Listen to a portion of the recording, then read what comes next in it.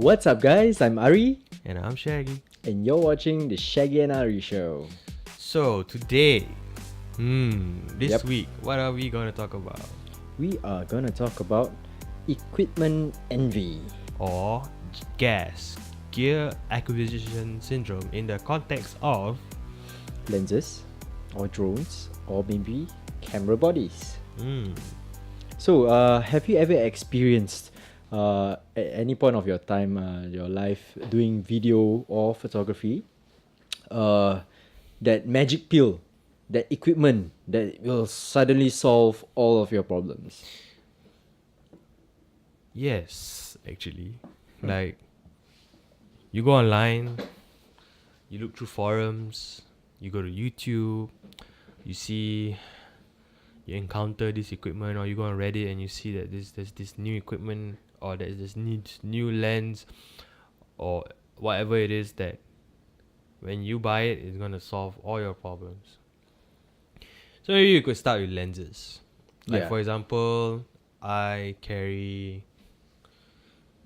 usually I carry two lenses. Ideally I would carry three.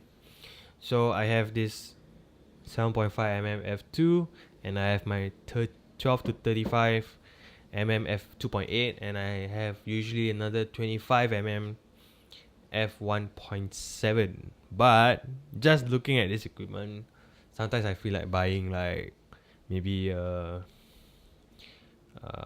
35 to 100 f2.8, or I feel like buying 25. I feel like buying a 25mm f1.4 or something. Usually with lenses, the thing that I've experienced, Yeah. as a beginner, we are equipped with kit lens for the most part. Usually it starts with the 5.6, is it?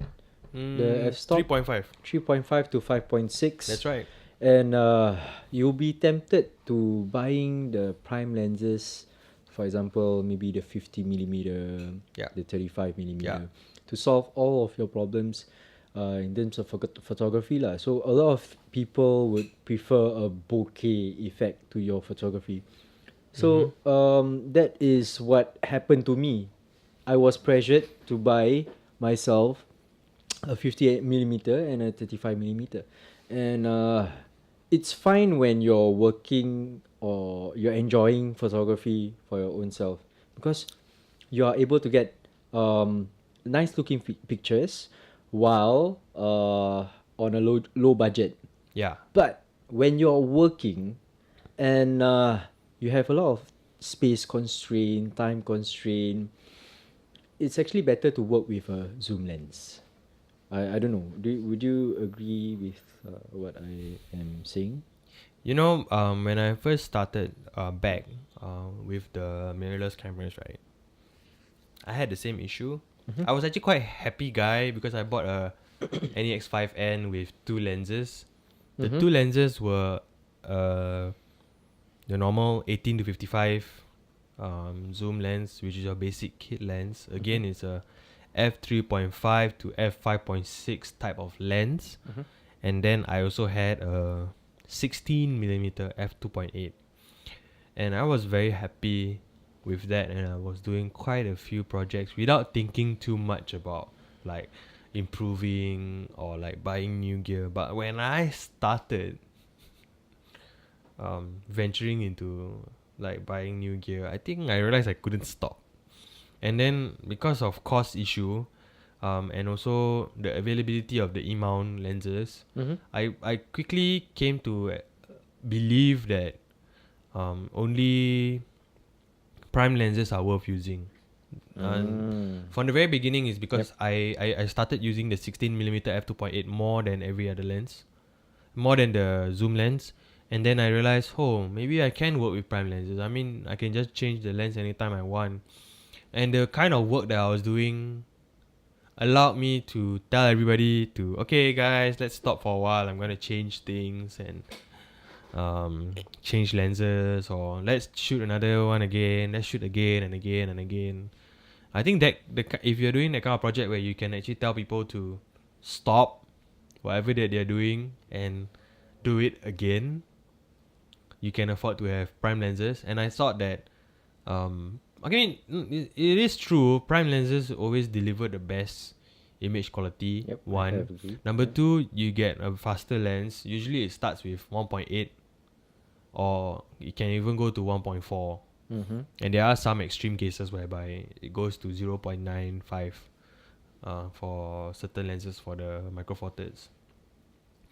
But when I started doing jobs, that's when I realized, oh, I don't really have time to You don't have the change luxury, lens. right? I don't have the luxury because I'm like half the time when, especially when you're newly started going out and like, shooting and all that, you are running around, you're trying to get the shots, things are just happening around you. Sometimes you're doing events, some people they do weddings. Mm-hmm.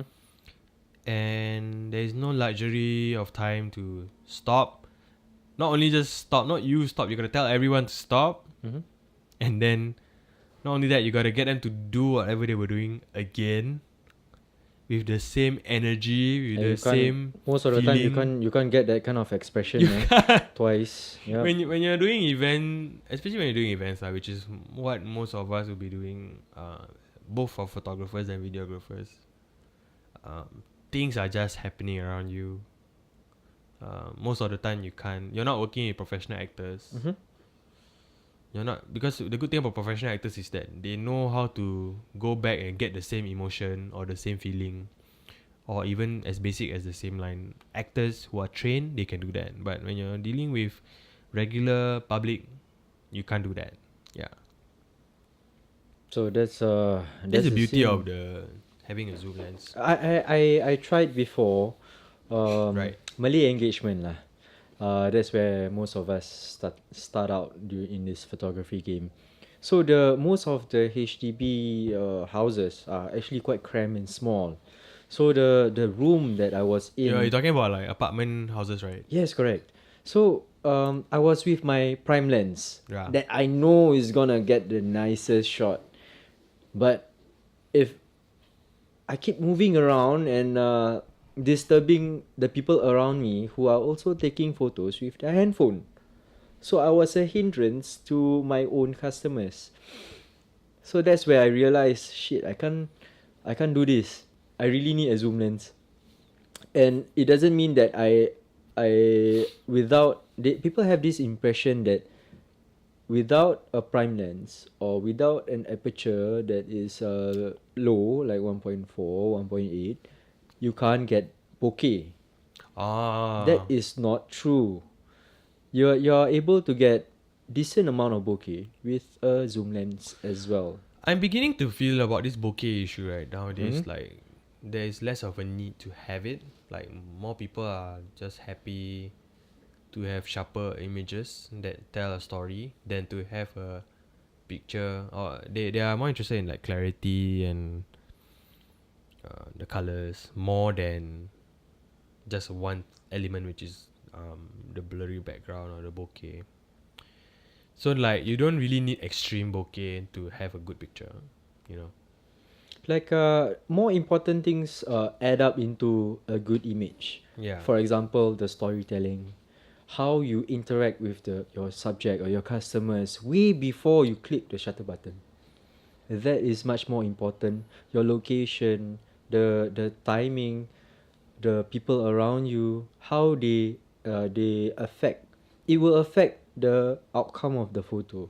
That is much more delicious. That is much more. So you're saying like the photographer plays a bigger role in the camera? Yeah, it is.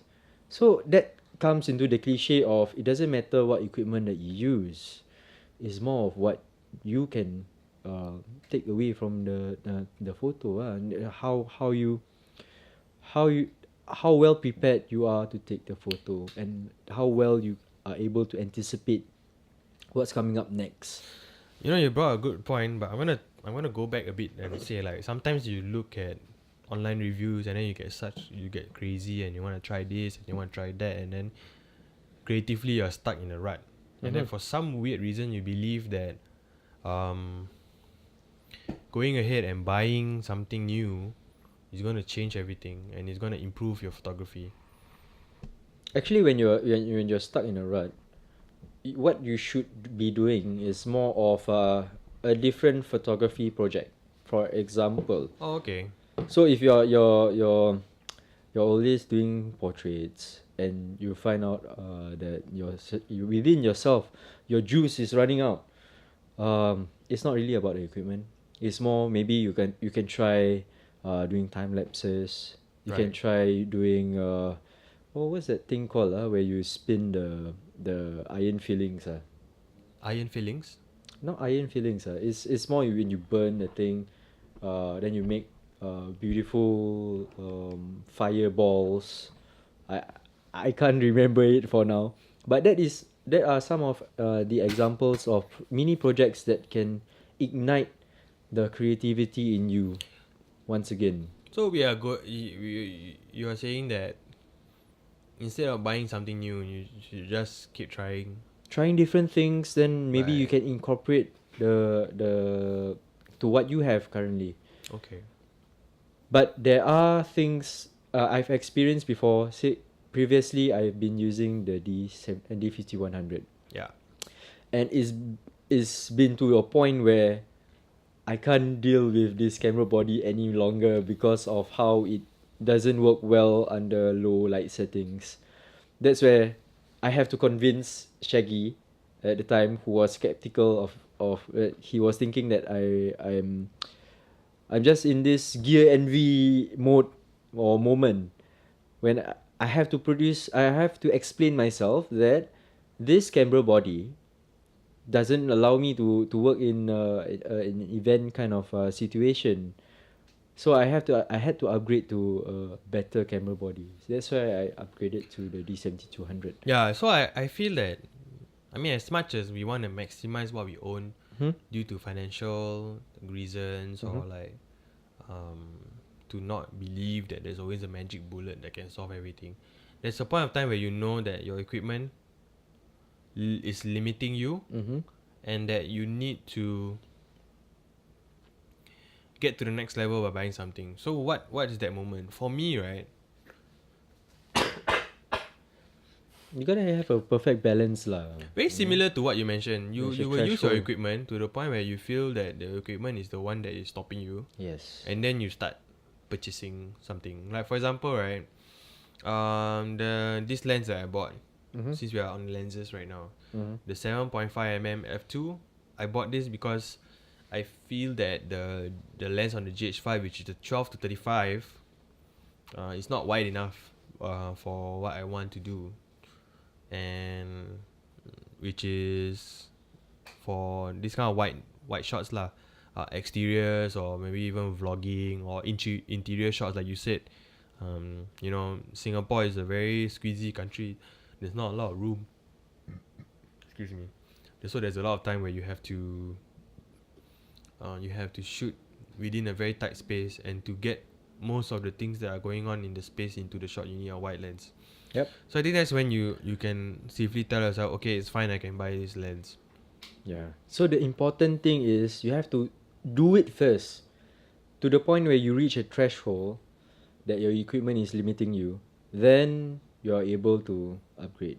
So equipment envy is something that you buy out of impulse, or you're motivated by emotions. You're not really thinking about whether do I really need that equipment to achieve the shot? Is it really that important? Hmm. Yeah. So that's the reason why I chose a zoom lens lah as the equipment of choice. Something that is able to actually the most important point is the Yeah. f-stop, continuous f-stop. If you're able to you're doing using flash, or you're doing a group shot, you're able to go for a higher f-stop. But if you want the image to be flattering, then find a lens that has a good enough f-stop lah. For example, like my lens, I'm using 2.8 constant aperture. Yeah, so that's important for me lah. The funny thing is, in this relationship between Ari and myself, Mhm. I'm always the one that like in Singapore we have carousel, right? I'm always the one that searches up carousel links and throws them out to Ari and tells him, hey, you should get this, you know, you never know. Because we talk about these things a lot. We are just making this into a show. It's actually the normal conversation that we always have Yeah. on WhatsApp together. So like sometimes he tells me about certain problems that Ari tells me that he has certain problems while being a photographer or trying to achieve his job. Then I'm like, okay, I'll think about it. Then I'll search for certain equipment that can help him, and then I'll give it to him. Say for example, I want to share about another experience. Yeah. As a photographer, you want to capture the genuine expression during an event, for example, a wedding. Okay. So when you are right in front of the subject's faces, you are Yeah. unable to capture what you need to capture. So I've been feeling that through my experience. What do you mean? I don't get it. Okay, I have a 17 to 50 millimeter. Yeah. That is good when you have a model in front of you. Uh-huh. But when you're in a wedding scenario, you wanna sometimes you need to capture maybe how the bride and groom interacts with the guest. Right. So that genuine aspect that you need to snipe in order to capture. Oh. That is something that I require. Suddenly maybe I need 200 for example. It may be heavy, but I really need that shot because I see the value of getting a sniping shot of something genuine. So that is when you feel that burn, that you need it for your job, then get the lens. That's what I feel. But there'll be a point in time where you have to be honest with yourself. Like, are there other ways to achieve this thing that you're trying to achieve other than simply buying? I mean, we always face limitations, yes, but not all limitations can be solved through purchasing something. Yeah, maybe you can adjust the scenario accordingly, but for that situation of sniping, You know, I don't think... I'm gonna be itchy now and like try to recommend you some lenses. Why not? I want to suggest to you. Better write this down. Tokina 11 to 16 f2.8. This one, another one I have been recommending to you a few times. 18 to 35 f1.8. And 50 to 100 f1.8 Sigma as well. Yeah. See, the thing is, the funny thing about this relationship is I'm the one that becomes the devil and keep telling Ari what to buy. But usually, what do you do usually after I recommend you something? I will look into my pocket and decide from there. Yeah. Money is always a factor, lah. Yeah, it is. So I would really like, actually for lenses, right? Yeah. Whatever you do, try to get 3 different focal lengths. With the widest, then you get the mid range, then the longer lenses. Anything you have, just try to get that as a rule of thumb. Yeah, I mean, I do videography, right? I do have a guideline as to what kind of focal lengths I need. For example, when you go out online and go and search for cinema kit, cinema prime lens kit, for example, you will get a kit of 5 lenses. I think 5. 5 lenses. You get your 24, 35, 50, 85 and 100 and something lens. And I always thought of that as a guideline as to what kind of lenses I really need. But just now you mentioned about looking into your pocket and realizing you can't. There's not a perfect world. There's no such thing as unlimited money for people like us. So you have to really think about, are these really something that you need to buy? Or maybe you rent. Or rent. Yeah. Even if you rent, if you don't use it, it feels quite silly. I'm sure all of you back watching this also, you probably experienced this. Like, you want so hard to buy this lens or piece of equipment, and then when you finally buy it, you use it a bit, you get what you want to achieve. Like, for example, let's say you buy an 85mm lens and you feel that this 85mm lens you wanna be able to do portraits, beautiful portraits, and you actually do buy the 85mm 1.8 or 1.4. You get it, you use it, and you are very happy with what you get. But as the weeks go by, you realize that that lens is stuck in your dry box. Probably because it's too heavy. Or too whatever bulky. excuse, right? Yeah. Like you're saying, what other excuse? You got too heavy. Too bulky. Maybe it's because that particular lens focuses very slowly. in Yeah, all comparison kinds of to a- excuses. yeah.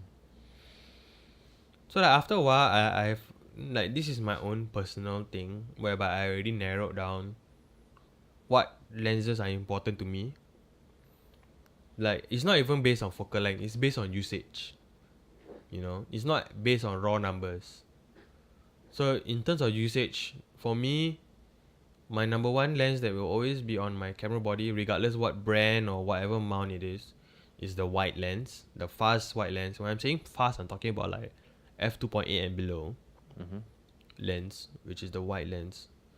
The second lens that is very important to me is the zoom lens, the fast zoom lens.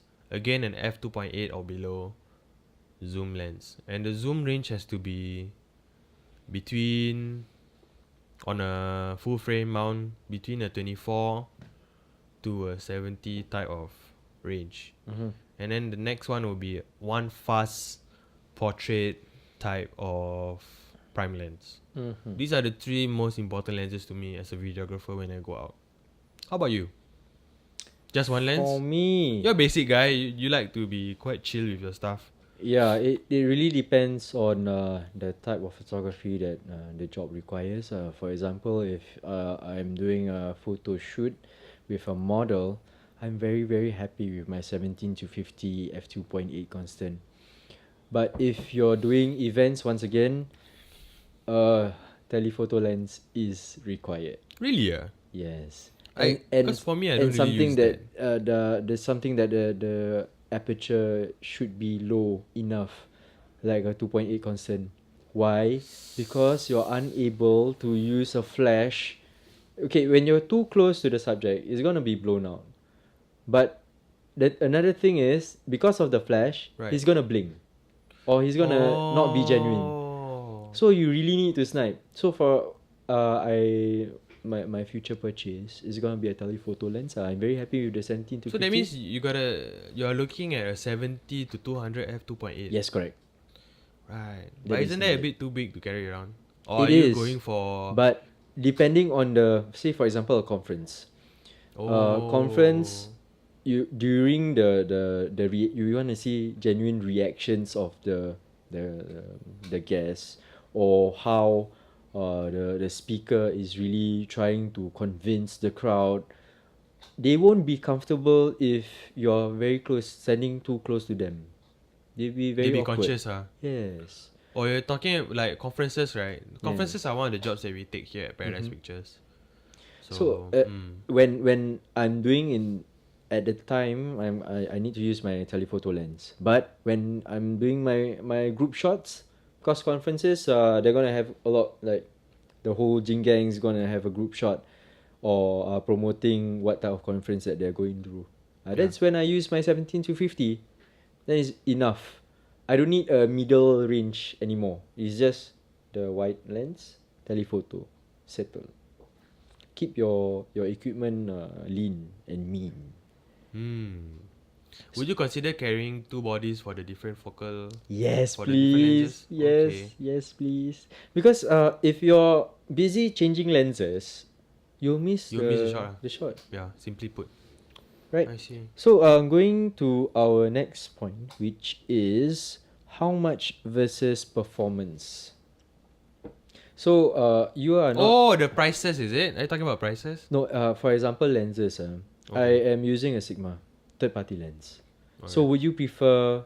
For me, for you, you're going for Lumix, right? I'm looking for Panasonic, yeah. Yeah. So the lenses that come with Panasonic, would you just go loyal with their lenses, or are you okay with using a third party lens? Okay, so what's happening here is, I think at the end of the day, right, when you're buying lenses, you're looking at cost versus benefit. Like, what can you get out of what you're paying for it? So I think that's paramount. Then let's say for my example, right, we go to the 25mm. There's a 25mm done by Panasonic. There's one done by Olympus, and there's another one. There are other third party ones which is I don't know how to pronounce it. It's Zhongyi or something. Metacon, which can actually go up to f.95 aperture. But of course the prices vary. So I will go back to my budget. And if my budget's not so good, I mean the thing about Panasonic, right, which I really love, is that the lenses that they offer are actually quite good to begin with. I'm not losing out, and the price is not that bad versus performance. So I think when it comes to Panasonic, that's the case. But back when I was using Sony, right, it was so hard for me to just buy another Sony lens, because I think Sony is going for a premium market, and it's really out of my budget to buy a Sony lens. How about image? Like for example, when you use the lens, it's a premium lens, so it has a blue ring. For example, for Nikon, it has a gold ring. So is that important to you? I don't think that having a certain ring automatically means that the lens is good or bad. But at the same time, Would you pay for the premium? You say if I relate that to a handphone as well. So no, I think a phone is different. I think let's go back to lenses. So like for example, excuse me, I'm still sick. Okay, so for example, right, okay, for the back to the 25mm, you have a 25mm f1.7 which is done by Lumix, Panasonic Lumix, and then there's a 25mm f 1.4 which is sold by which is also Panasonic, but it's Panasonic Leica, so it's at that same level that you're talking about, which is the premium level. Yes and no. Should I buy it? Because at the end of the day, right, if you're talking about, okay, I'm paying more than double for, what are you paying for? Is the benefit, because we are going by this thing called the law of diminishing returns. So like, if something is twice as expensive but the specs are exactly the same, it doesn't, oh no, if something is twice as expensive, it doesn't mean that you get twice the benefits. What's that? Wow. It's freaky. So excuse me, sometimes you have to weigh that. Are you prepared to spend double but not get double out of it? You know, for me, at the end of the day, if I can buy, if you're talking about brand, if I can buy from a brand that is reliable, is something that I can trust, fine. But on top of that, am I paying too much? Sometimes that is something that I consider, like if it's like let's say I have to pay like the 12 to 35mm f2.8, which in full frame terms is a 24 to 70mm f2.8. Would I buy it if it costs $2,000? I think I'll think about it. I think it also factors into the build quality of the lens. If you're gonna get a very good image with a plasticky lens, would that be something that you consider in your manufacturing? No, but the beautiful thing why I have gone to Lumix, right, or Panasonic, is that the lenses are all good. There's no such thing as a plasticky lens, or like, I mean, of course there might be a third party lens which is not as high quality. Even then, okay, my 7.5mm is a Laowa. Very lawa. Yeah, Laowa, in Malay Lawa, Laowa, beautiful, and it's full metal. But the price is there also. I bought this at around 700 Singapore dollars. But would you buy something that is of a less cheaper material? Yes, actually, I was expecting to buy a cheaper one, Mm-hmm. which is the 8mm f4 by SLR Magic. But I decided not to because of more than one reason.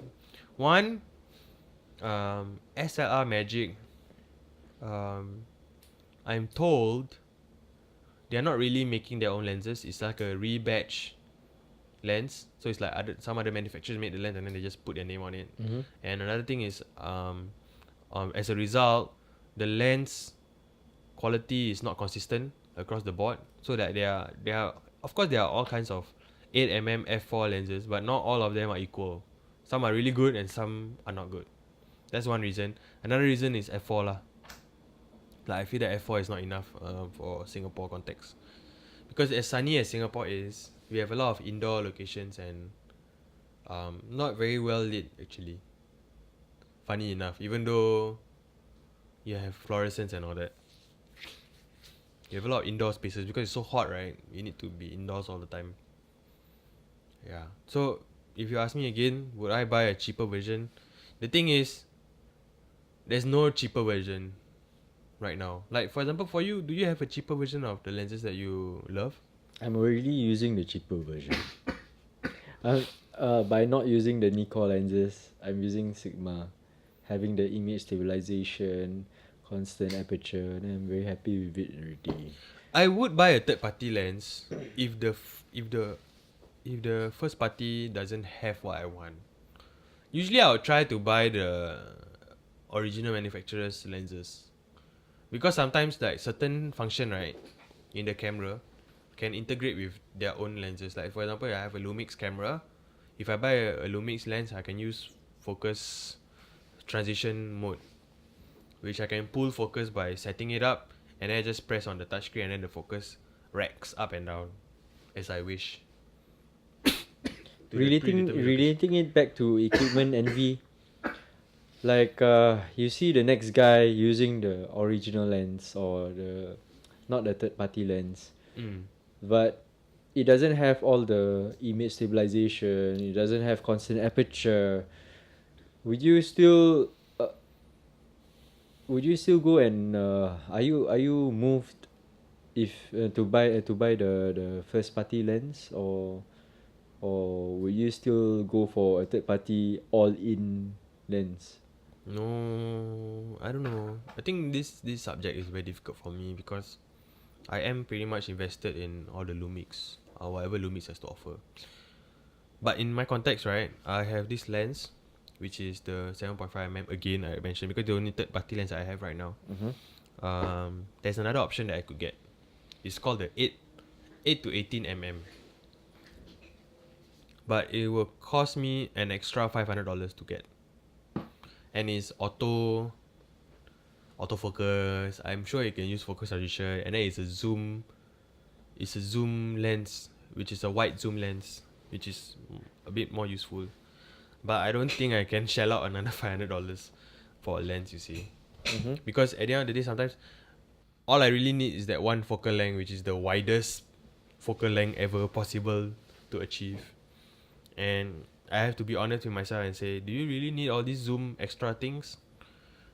If you don't need these extra things, I'd suggest you just settle with what you can afford. And perhaps work on more jobs to enable you to buy Be a bit more patient lah. Be a bit more patient. Or sometimes after you buy and then you use it and then you realize, oh yeah, I don't really need all these extra things, you know. I'm happy with, I mean, I can use that extra money to go out with my wife to eat, or to buy better things for myself, or maybe even buy other equipment that might be useful, like this microphone right here. Like say I invest in like the most expensive lenses, maybe something else is gotta give, you know what I mean? Yeah. And it also boils back down to the human connection. What do I mean by that? When you're taking up a job, it is really about what the customer wants. Not really about what you are thinking about the job. like what you require, and Okay. you are thinking of a magic pill, a magic lens that's gonna get the best results. And most of the time, the client doesn't even care what lens you use. Yeah. They don't even know what it means. Like, not that it's ignorance on their part. The thing is, the reason why they hire you in the first place is they trust you to take care of these aspects. You are the subject matter expert, and they expect you to understand their needs through whatever means that you can get to understand their needs, and then to solve their problem that they have, which is they want to, for example, as a photographer, they want to get evidence that this event is happening. They can shoot it with their own phone, but they believe that hiring a photographer will get pictures that are much more meaningful and compelling for them to maybe archive or sell their event in the future. Is that correct? Yeah, it is. Yeah.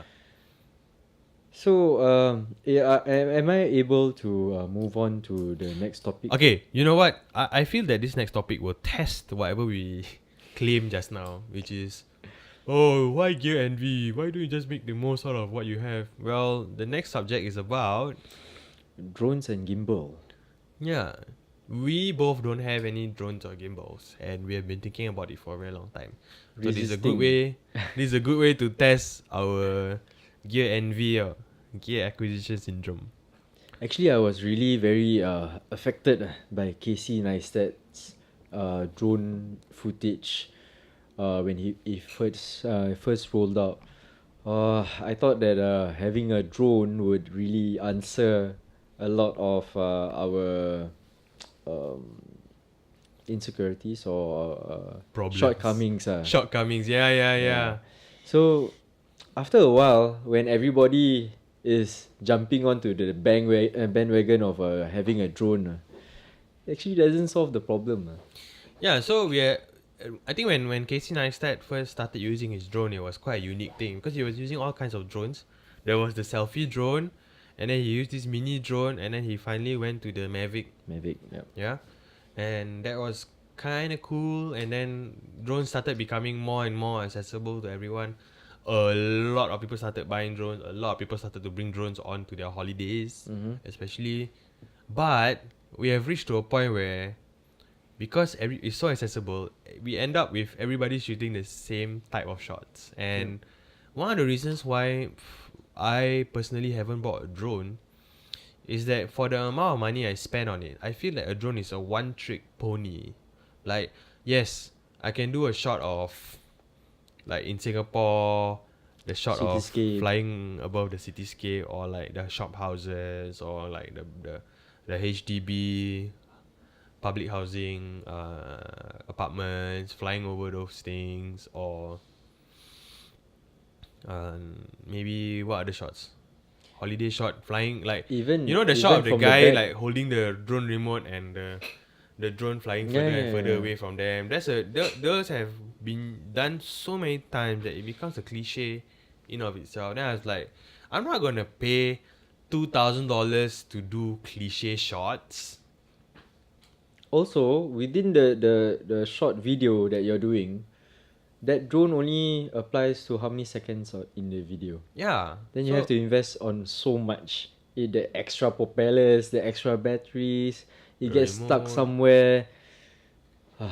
Such a But I don't know. hassle. Sometimes I feel like, am I making too many excuses and preventing myself or from this company from like going further? No lah, in I terms think of imagery. I don't know. I think it's required, but it's only required when the customer requires it lah. So at this current moment, So it's far, not really. no one has asked for it. Yeah, precisely. So if there's no need, we can just rent it and try it out for our own projects. Right, yeah. Yeah, but we don't have to own it. Actually, I'm quite tempted to buy, recently. As much as I'm saying all these things, right? Let me go to my Carousel and open up. There are people selling it on Carousel, like the Fly More package. Mavic, Mavic Pro. For 1599.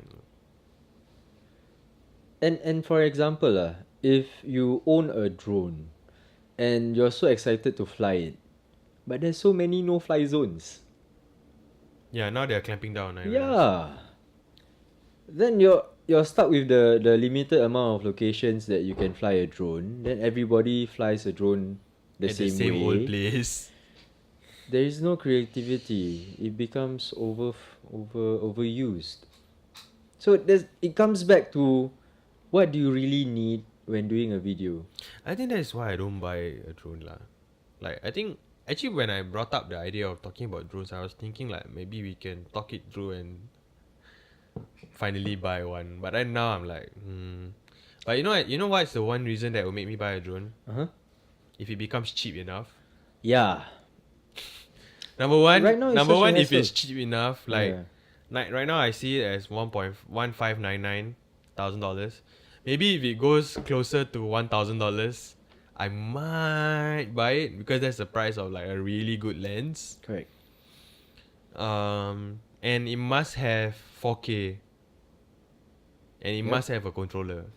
Then I'll buy it. Like I do have like the criteria of should we acquire a drone for Paradise Pictures, and these are my prerequisites. If Yeah, it's and really that's cheap good or because we're not really pressured yeah. by the so many people, buying drones just because it's popular now, or even gimbals. So we can actually still survive on tripods. Well, okay, let me give you a perspective of what the gimbal means today in today's context. Okay. So back in the day, right, to get the kind of shots that you can get with gimbal, you need a person wearing a suit basically with a robot arm, with a stick, and with that stick has weights at the bottom. It's called a glide cam. Last time, back in the day, you needed a glide cam to do it, and one of the things that you need to do is you need to calibrate, and it's all manual. You need to manually shift the weights around, and you need a suit to really get a good shot and to prevent the bouncing and everything, all the problems that come with getting this kind of shot. And then someone invented a gimbal. The gimbal came about because of the drone. Because the drone had to carry the camera head, right? The camera lens, and they invented a gimbal to do that for the drone. And then somebody decided to take that gimbal out and put it on a stick so that people can hold it and walk with it. Yep. And that's what your gimbal is today, that you know. But now that the gimbal is here with us, it has become a tool that is so indispensable, right? That even people already stopped using dollies now. If you notice, Yep. dolly tracks. Yeah. Dolly tracks have been replaced by gimbals. And yes, gimbals are one of the things that I'm looking at right now. So when you're talking about one of the popular models is the Zhiyun crane, Correct.